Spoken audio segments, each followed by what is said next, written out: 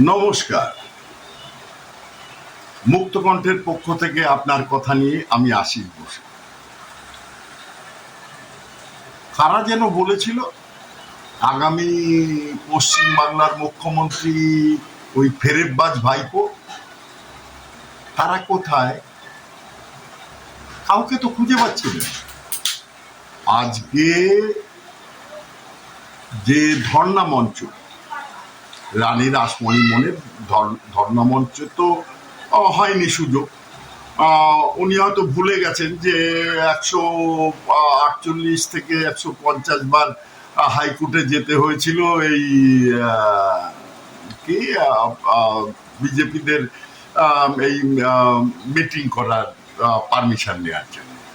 আর একবার মাত্র পুলিশ বলেছে যে স্থান পরিবর্তন করুন, তাতেই কৃষির সে কাপড় হলুদ। তাও বা মেট্রো চ্যানেলের ওখানে সেই বাস স্ট্যান্ডে চেয়ারের উপরে হ্যান্ড মাইক হাতে নিয়ে উনি ওনার সেই আবোল তাবোল বক্তব্য, সাথে মাত্র কয়েক লোক যারা ওই মানে হাতে পায়ে ধরে যাদের আনা হয়েছিল, তার মধ্যে ছিলেন কুলাঙ্গার কুণাল ঘোষ। তিনি আবার অসুস্থ হয়ে পড়লেন। সেই রামায়ণের লক্ষণের শক্তিশাল লাগলে যেভাবে ভেটকি মেরে পড়েছিলেন, উনিও সেইভাবে ভেটকি মেরে দিদির কোলের উপরে মাথা রেখে একটু আট ফাট নিয়ে একটু নাটক ফাটক করলেন। কিন্তু আলটিমেট দাঁড়ালোটা এ তো 148 থেকে 150 জন বিধায়ক, তারা নাকি আলাদা মিটিংও করা হয়ে গেছে, তাদের লিস্ট করা হয়ে গেছে। তারা নাকি আগামী দিনে এই নেতৃত্ব থেকে সরে যে নতুন দল আসল তৃণমূল হিসেবে, মানে সংখ্যাগরিষ্ঠতার নিরিখে তারা এই সিম্বলটাও এই অভিষেকের হাত থেকে ছিনিয়ে নিতে চাইছে। কি দুঃখ বলুন তো। কোথায় মুখ্যমন্ত্রী হওয়ার স্বপ্ন নিয়ে পৈতৃক সম্পত্তি হবে পশ্চিমবঙ্গ, সেই বড় বড় লেকচার, গাড়ির হুডের উপরে দাঁড়িয়ে কত কথা, কত কিছু, হাজার হাজার পুলিশের উপস্থিতি, সাদা পোশাকে এবং উর্দি পরা অবস্থায় তার একটা সেই কি যাত্রা, তাতে লক্ষ লক্ষ টাকা ব্যয়, তার যে এই স্বাস্থ্য যে পরিষেবা দেওয়ার নাম করে যে ক্যাম্প, সেখানেও দুর্নীতি। সেখানে নাকি অশিক্ষিত যারা ইঞ্জেকশন দিতে পারে না তাদের নার্স হিসেবে দেখানো হয়েছে, ডাক্তার হিসেবে দেখানো হয়েছে যাদের ডাক্তারের MBBS ডিগ্রি নেই। এইসব চলেছে এতদিন, কিন্তু এখন তো চলছে না। এখন তো আইনের শাসন, সব তদন্ত হচ্ছে, ধরা পড়ছে একের পর এক। আজকে অবশ্য এই ধর্ণা সভায় আসবেন কোত্থেকে? যারা আসার কথা তারা তো অধিকাংশ জেলে, না হলে কয়েকজন বেলে, আর কিছু এলে বেলে এদিকে ওদিকে পালিয়ে টালিয়ে গেলে, এইভাবেই চলছে। তো এখনো তো সবে কেঁচো খোঁড়া হচ্ছে, এরপরে কেউটে বেরোবে, তারপরে এই দুর্বৃত্ত শয়তান ফেরেববাজ ভাইপো এ তো অসুস্থ হয়ে কতদিন এই CIDর হাত থেকে এড়িয়ে থাকবেন, সেটাও একটা জানার বিষয়, গবেষণার বিষয়। যেমন ওনার কৃষি গবেষণা করেছিল ওই মুঘল হারেম নিয়ে, ওই রকম এই অভিষেকের অসুস্থতা নিয়েও একটা PhD ডিগ্রি মনে হয় চালু করবে কলকাতা বিশ্ববিদ্যালয়। যাই হোক, চলতে থাকুক। কিন্তু চলতে থাকুক বললে তো হবে না, এরকম তো চলতে পারে না। আজকে যদি তৃণমূলের তাদের প্রতীকটাও ছিনিয়ে যায় তাদের হাত থেকে, তাহলে তাদের হাতে থাকলো সেই গোল ফুটবল, যেটা ওই বল লেখা কি একটা, ওইটাই মাথায় করে বগল দাবা করে যেভাবে ওকে এখন পিসি ভাইপো চলতে হবে, নাহলে তো উপায় নেই। যদি এই সংখ্যাগরিষ্ঠ সদস্যরা দল ছেড়ে বেরিয়ে যায়, তাহলে তো কিচ্ছু করার নেই এই মমতা বন্দ্যোপাধ্যায়। ওনার দিকে তাকানো যাচ্ছে না। কি চেহারা হয়েছে সামান্য এই কয়েকদিনে, সত্যিই তো এটা অন্যায়। উনি যখন ছিলেন তখন উনি বলেছেন কেউ মরলে ওটা ওদের কি ইয়েতে ভুগছে আর কি, মানে ফ্যাস্টেশনে ভুগছে তাই আত্মহত্যা করেছে। তারপরে বলেছিলেন এ তো সাধারণ ঘটনা, কখনো বলেছেন এটা জনরোষ। তো সেই জনরোষ আজকে কোথায় দাঁড়িয়েছে? এই জনরোষের হাত থেকে রেহাই পাওয়া তো মমতা ব্যানার্জির পক্ষেও সম্ভব নয়।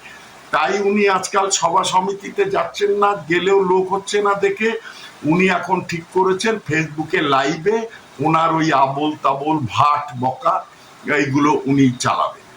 সে চালান, ওনার নিজের পয়সায় রিচার্জ করে উনি যদি ভাট বকেন আর সেই ভাট বকা যদি কেউ শোনে তাতে কিছু আসে যায় না। তবে শুভেন্দু অধিকারী কিন্তু ছাড়বে না, কারণ এ শেষ দেখে ছাড়বে। কতগুলো জিনিস আপনারা চিন্তা করুন, যেগুলো ধরুন কথার কথা, এই যে পুরুষ লক্ষ্মীরা, শুনুন শুভেন্দু অধিকারী কি বলেছে। 2023 সাল থেকে 2023 সাল থেকে তিনি কিন্তু সেই ভাতায় পাচ্ছিলেন এবং রাকিবুল তাকে জিজ্ঞেস করবো এই ভাতা কবে থেকে পাচ্ছিলেন। ওই রকমই হবে, আপনারা তো দেখলেন ব্যাংকের বই আপডেট। কিন্তু এই ভাতা আপনি একজন পুরুষ হয়ে কিভাবে এইসব লক্ষ্মীর ভান্ডার আমি নিজেও জানতাম না কিভাবে ঢুকতো এখানে। আপনি যখন টাকা তুলছিলেন তখন লক্ষ্য করেননি? লক্ষ্য করেছিলাম, আমি বিডিও অফিসে গিয়েছিলাম, কিন্তু ওখানে কোনো পাত্তাই দেয়নি, রেসপন্সই পাইনি। আমি পঞ্চায়েত প্রধানকে জানাননি? না, পঞ্চায়েত প্রধানকে জানাই। পঞ্চায়েত প্রধান জানাননি? কেন জানাননি? এই যে টাকাগুলো, এই যে একটা মহিলার টাকা আপনি নিচ্ছেন, যখন ঢুকছে তখন আমি দেখলাম যে ঢুকছে, আরো কয়েকটা বন্ধুর কাছে পরামর্শ নিলাম এই ব্যাপার, তো বললো যে ঢুকছে তাহলে ঢুকুক, অসুবিধা নাই। এটা এই যে এতদিন থেকে টাকা নিচ্ছেন যারা বিডিও অফিস কাজ করে, কেউ বললো বলে আপনি নিয়ে নেবেন? একটা মহিলা যাদের জন্য লক্ষ্মীর ভান্ডার, এটা আমি না, মনে হয় এটা যদি যাচাই করে, হয়তো আমার নাম হয়তো এসছে ঠিকই আছে, কিন্তু এটা যদি যাচাই করে তা প্রত্যেকেই দুর্নীতি এই সরকার থাকাকালীন। এই সরকার দুর্নীতি বলে আপনিও সেখানে অংশগ্রহণ? আমি অংশগ্রহণ করিনি, এসছে কিভাবে এসছে আমি নিজেও জানি না, কারণ কিভাবে ফর্ম ফিল আপ হয়েছে আমি নিজেও জানি না। আমি নিজেও জানি না, আমি নিজেও জানি না। জানেন না? না। তাহলে আপনার অ্যাকাউন্ট নাম্বার, ফোন নাম্বার, আপনার নাম সমস্ত কিছু মিলে গেল? যখন আমার ডকুমেন্টস আমি পুরো জমা দিই, হ্যাঁ, ওই আইবিসি গাছের জন্য বা ঘর বাড়ি করার জন্য, তখনই কাগজটা হয়তো জমা পড়েছিল, তারপরে আমি কোনো কিছু আর দিইনি আর কি। যে এত বড় একটা এক প্রকার তো দুর্নীতি, এই টাকা যদি এখন ফেরত চাই তাহলে তখন কি করবেন? সরকার আইনে যেটা করবে। অ্যাকাউন্টে, ঠিকই শুনছেন, দেদার টাকা ঢুকেছে পুরুষের অ্যাকাউন্টে। কিভাবে সম্ভব, কিভাবে প্রকাশ্যে এলো, বিস্তারিত জানবো। সোমরাজ প্রতিনিধি আমাদের সঙ্গে রয়েছেন। সোমরাজ, দেখুন, নদিয়ার কৃষ্ণনগর 2 নম্বর ব্লকের ব্লক ডেভেলপমেন্ট অফিসারের রিপোর্টেই চাঞ্চল্যকর তথ্য বেরিয়ে এলো, যেখানে দেখা যাচ্ছে যে 173 জন কৃষ্ণনগর 2 নম্বর ব্লক থেকে এমন লক্ষ্মীর ভান্ডারের টাকা পেয়েছেন যারা পুরুষ, যারা মহিলা নন। শুধু তাই নয়, দেখা যাচ্ছে একজনেরই নামে 7-8টি অ্যাকাউন্ট, এবং সেই 7-8টি অ্যাকাউন্টেই গত ফেব্রুয়ারি মাস থেকে লক্ষ্মীর ভান্ডারের টাকা পড়েছে, অর্থাৎ অ্যাকাউন্টে টাকা ঢুকেছে। আর যা নিয়েই বিভিন্ন প্রশ্ন তৈরি হলো। প্রথমত, লক্ষ্মীর ভান্ডারের এই টাকা দেওয়ার জন্য তাহলে বারবার মুখ্যমন্ত্রী শুভেন্দু অধিকারী যে বক্তব্য রেখে আসছিলেন, যে দাবি করে আসছিলেন যে অ্যাকাউন্টগুলি ভেরিফাইড নয়, সত্যি কি তাহলে সেই সময় অ্যাকাউন্টগুলি ভেরিফাইড ছিল না? কারণ এই তথ্য আবারও ফের প্রশ্ন তুলে দিল। 173 জন এমন ব্যক্তির সন্ধান পাওয়া গেল যেখানে দেখা যাচ্ছে যে তাদের অভিভাবকের নামে পাশে লেখা আছে নট অ্যাপ্লিকেবল। আবার একই ব্যক্তি যার একাধিক অ্যাকাউন্ট, অনেক ক্ষেত্রে দেখা যাচ্ছে তার অভিভাবকের নাম লেখা আছে 1-2টি ক্ষেত্রে, কিন্তু পরবর্তী নামগুলির ক্ষেত্রে দেখা যাচ্ছে সেখানে অভিভাবকের নাম নেই। ফলত প্রশ্ন উঠছে, এই যে গত ফেব্রুয়ারি মাস থেকে এই 173টি অ্যাকাউন্টে লক্ষ্মীর ভান্ডারে 1500 টাকা 1700 টাকা যেতে শুরু করলো, সেখানে কি গোটা নজরটাই এড়িয়ে গেল সরকারি আধিকারিকদেরও? যিনি গোটা বিষয়টি ডেটাবেস আকারে তৈরি করেছেন তাকে ইতিমধ্যেই ফোকাস করা হয়েছে ব্লক ডেভেলপমেন্ট অফিসারের তরফ থেকে। শুধু তাই নয়, জেলা শাসকের কাছে কৃষ্ণনগর 2 নম্বর ব্লকের ভিডিও। শুনলেন, পুরুষ লক্ষ্মী, এরা লক্ষ্মীর ভান্ডার পাচ্ছিল এতদিন। এর মধ্যে অনেকে আবার বিধবা ভাতাও পেতেন। কি মজার ব্যাপার, তাই না? মানতে হবে পিসি এবং এই দুর্বৃত্ত ভাইপো, এদের মাথায় ব্যাপক বুদ্ধি। এই বুদ্ধিটা যদি এরা সৎ কাজে লাগাতো তাহলে কোথায় যেত বলুন? এই যে ওনার স্বপ্ন ছিল পশ্চিমবঙ্গের মুখ্যমন্ত্রী হওয়া, ওনার সেই প্রাচুর্যের মাঝখানে বাঁচা, ওই এখন তো এই অসুস্থ হয়েছে, ওনার বউকেও খুঁজে পাওয়া যাচ্ছে না, কোথায় সব? নিজের স্ত্রী যখন সাপ ছেড়ে দেয়। এবার দেখুন, মমতা ব্যানার্জির ভাই যে ছিল ক্রীড়া বিষয়ের মন্ত্রী, তার বক্তব্যটা একটু শুনুন। ইনি হচ্ছেন মমতা বন্দ্যোপাধ্যায়ের ভাই। এনাকে নাকি প্ল্যান করে সুজিত বসু তার ভাইকে ক্রীড়ামন্ত্রী করার প্ল্যান নিয়ে এনাকে ভোটে হারিয়ে দিয়েছেন, এবং তাতে নাকি মমতা ব্যানার্জিরও সায় ছিল। তাহলে বুঝতে পারছেন গৃহযুদ্ধ কেমন বেঁধেছে। এবং ইনি নাকি শুভেন্দুবাবুকে দাদা বলে ডাকেন। এখানে সাউন্ডটা একটু কম হওয়াতে এই ববুন ব্যানার্জির যে বক্তব্যটা আপনাদের সামনে ঠিক তুলে ধরতে পারলাম না সাউন্ডের কারণে। তো ইনি শুভেন্দুকে দাদা বলে ডাকেন এবং ইনি শুভেন্দুর কাছে নাকি কৃতজ্ঞ, চিরকৃতজ্ঞ। এ কথা ইনি নিজের মুখের ভাষায় বলছেন আজ তক বাংলায়। আপনারা যদি আজ তক বাংলায় চ্যানেলটায় দেখে থাকেন তাহলে এই ববুন ব্যানার্জির, মমতা ব্যানার্জির ভাইয়ের যে বক্তব্য সেটা ওখানে আপনারা বিস্তারিত পাবেন। তিনি সম্পূর্ণ বর্ণনা করেছেন কিভাবে এনাকে নাকি তেজ্য ভাই করে দিছিলেন মমতা বন্দ্যোপাধ্যায়। মানে বুঝতে পারছেন ওনার পরিবারে কেউ বাকি নেই, সবাইকে কোনো না কোনো পদে উনি রেখেছিলেন। সে কাউন্সিলর থেকে শুরু করে এমএলএ, এমপি, সব জায়গায় ওনার পরিবারের লোক।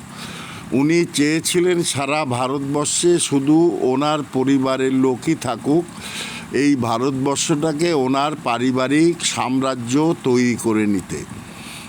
যার স্বপ্নটা প্রখরভাবে পড়েছিল অভিষেক ব্যানার্জির উপরে, যিনি চেয়েছিলেন এই বাংলার পরবর্তী মুখ্যমন্ত্রী হয়ে এই বাংলাকে পৈতৃক রাজত্ব হিসেবে ব্যবহার করতে।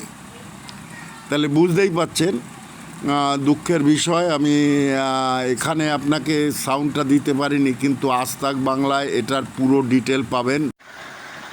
শুনুন, জাভেদ খান, উনি তো মন্ত্রী ছিলেন মমতার আমলে, তার মুখ দিয়ে শুনুন মমতা ব্যানার্জি কেমনভাবে উস্কেছে মুসলিমদের যে রেড রোডে গিয়েই ওখানে নামাজ পড়ো, অন্য জায়গায় যাবে না। এটা উস্কানি, যাতে একটা দাঙ্গা বাঁধানোর প্ল্যান। শুনুন জাভেদ খান কি বলছে। এটা হয় নাকি? আজকে ওইখানে জোরপূর্বক করতে গেলে গুলি চলবে, মানুষ মরবে, কে মরবে? কেন আমি নেমাজের জন্য আধ ঘন্টার জন্য আমি কেন ওই ঝামেলার মধ্যে যাব? মানে আপনি বলতে চাইছেন যে এখনো আপনাদের বলা হয়েছিল যে রেড রোডে গিয়ে নামাজ পড়ো, জোর করে নামাজ পড়ো? আমাদের বলা হয়েছিল, আমি বলেছি আর্মি পারমিশন দিয়েছে রেড রোডে, কিন্তু পুলিশ দিচ্ছে না।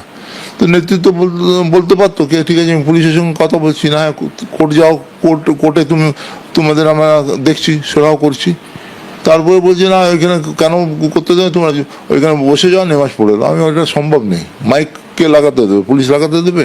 স্ট্রেচ করতে দেবে না। তো সেই জন্য আমরা কিন্তু যে সরকার যখন আমাদের অল্টারনেটিভ সাইড দিয়েছে, মানে বলেছে, তো আমরা অল্টারনেটিভ সাইডে আমরা এগ্রি করে পড়েছি, নেমাজটা হয়েছে। আমরা তো নেমাজ পড়বো, রাস্তার উপরে হোক, ময়দানে হোক, আমাদের ভালো। তো ব্রিগেডে আমাদের নেমাজ হতে গেলে কারো অসুবিধা হবে না, রাস্তা বন্ধ হবে না, কারো অসুবিধা হবে না। আমি ধন্যবাদ জানাই তার জন্য পুলিশকে, আর্মিকে, কি আমাদের নেমাজটা করতে দিলেন, সরকারকেও।